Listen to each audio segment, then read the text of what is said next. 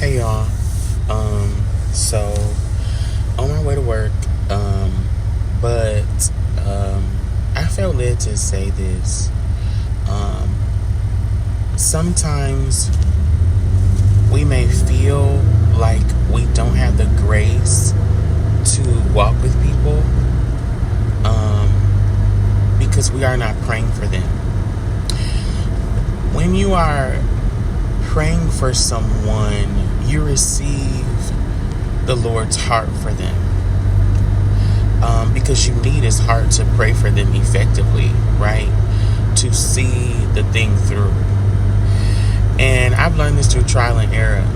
Sometimes they will frustrate you, sometimes you will be fatigued, and sometimes you'll be too irritated to pray.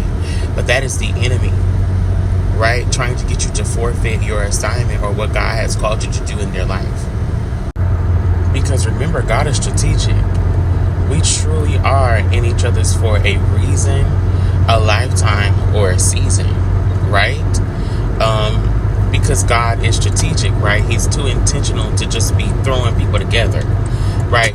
We have assignments and things to do and seeds to plant. And, sometimes you're sent into people's life for a season of war, where they are in the war of their life, and God sent you to be their intercessor, or God sent you to be their coach, or God sent you to be their encourager, or God sent you there to be their ace for that season and that time in their life, right?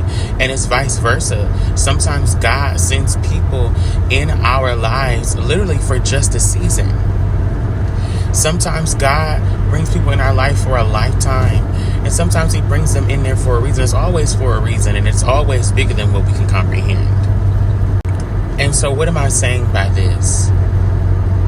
Just because you may be frustrated with the situation or even some of their choices, or because they are just not seeing what you can see, that means that God has graced you to help them have sight in this season or in the situation that they're going through.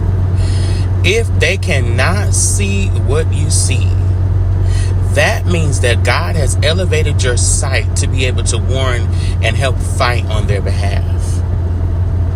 Yeah, I know, right? It's bigger than what we think. So don't forfeit your assignment. Always be prayerful and be discerning. Make sure that you're not hearing your own desires, right? You don't want to forfeit anything that God has for you.